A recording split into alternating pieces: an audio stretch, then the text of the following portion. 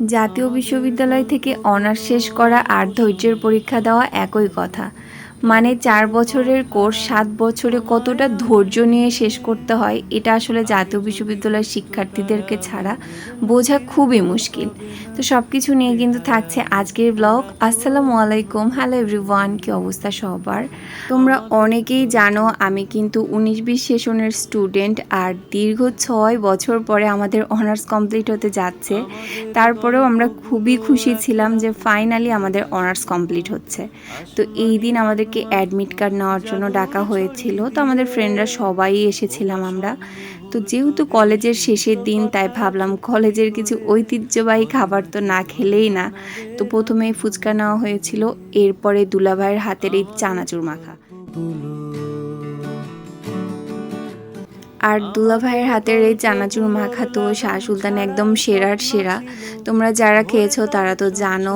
আর আমরা তো ঝাল একটু বাড়িয়ে নিই, সাথে লেবু দিয়ে দেয়, যার কারণে আরও বেশি মজার লাগে। তো গত ভিডিওতে দুলাভাই বলাতে হচ্ছে আমাকে দু একজন ইনবক্স করেছে, মানে শাহ সুলতানেরই আর কি স্টুডেন্ট তারা, যে এটা আপনার কেমন দুলাভাই। ভাই দুলাভাই আবার কেমন হয়?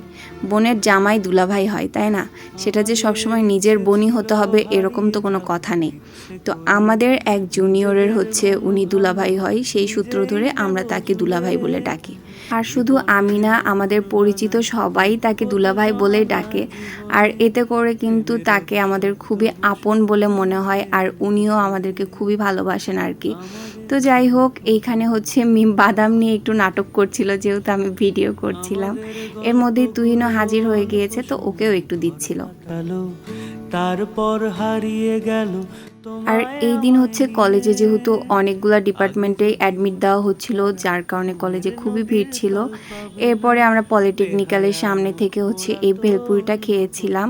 তো এই ভেলপুরিটাও মোটামুটি ভালোই ছিল। মানে এখানে হচ্ছে 20 টাকার ভেলপুরি ছিল, 4টা ভেলপুরি। তবে আমার কাছে মনে হয়েছে আজিজুলের ভেলপুরিটাই বেশি মজার। মানে কি যেন নাই এরকম মনে হচ্ছিল এই ভেলপুরিটা খাওয়ার পরে। তবে মোটামুটি ভালোই ছিল, একদম মন্দ না। তো সামনে যেহেতু আমার পরীক্ষা, সবাই আমার জন্য দোয়া করবা যেন পরীক্ষাগুলো ভালো হয়। তো আজকের ভিডিওটা ছিল এ পর্যন্তই। সবাই ভালো থাকো, সুস্থ থাকো, আর অবশ্যই আমার সাথে থাকো। আল্লাহ হাফেজ।